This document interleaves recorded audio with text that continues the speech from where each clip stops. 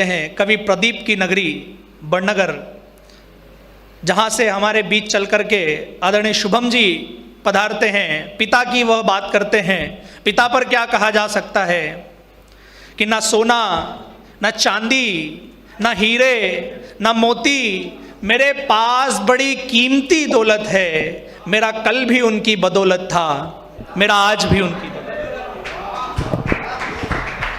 माँ शारदे को प्रणाम करता हूँ। जिस मिट्टी से आप सभी के समक्ष उपस्थित हुआ, चार पंक्तियां वहीं से शुरू करता हूं कि समय के साथ जो चलता उसे हम काल कहते हैं। उठाना माहौल को कि समय के साथ जो चलता उसे हम काल कहते हैं। कहानी जो सुनाता है उसे बेताल कहते हैं। और जहां पर पाप को धोते हुए शिप्रा का जल है जो, वहां पर भस्म से लिपटे उन्हें महाकाल कहते हैं। चार पंक्ति पढ़ता हूं किसानों के ऊपर, किसान का बेटा हूं कि मेरी कविता हलधर वाले गोपालों का वंदन है।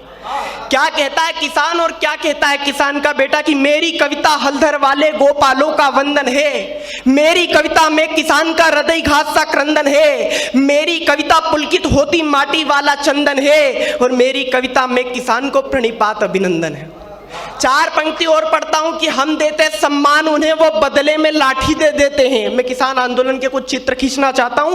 हो सकता है कोई भी पार्टी हो, राजनीति किसान से बड़ी नहीं हो सकती। तब चार पंक्ति पढ़ता हूं कि हम देते सम्मान उन्हें, वो बदले में लाठी दे देते हैं। हम देते हैं जीवन उन्हें, वो दंगाई परिपाटी दे देते हैं। हम दिए जलाते हैं घर घर में, वो बुझी हुई बाती दे देते हैं। और हम देते हैं अन्न से जान उन्हें, वो गोलियों से छलनी छाती दे देते हैं। तब चार पंक्ति और पढ़ता हूं कि मेरी कविता बेबस प्यासी आंखों का वह कर्ज बताया करती है। मेरी कविता गूंगी बहरी सरकारों को कुछ फर्ज मेरी कविता बेबस प्यासी आंखों का कुछ कर्ज बताया करती है। मेरी कविता बंजर होते खलियानों का मर्ज बताया करती है। और न्यायालय की सीढ़ी जाकर अर्ज लगाया करती है। मेरी कविता इन गूंगी बहरी सरकारों को कुछ फर्ज बताया करती है।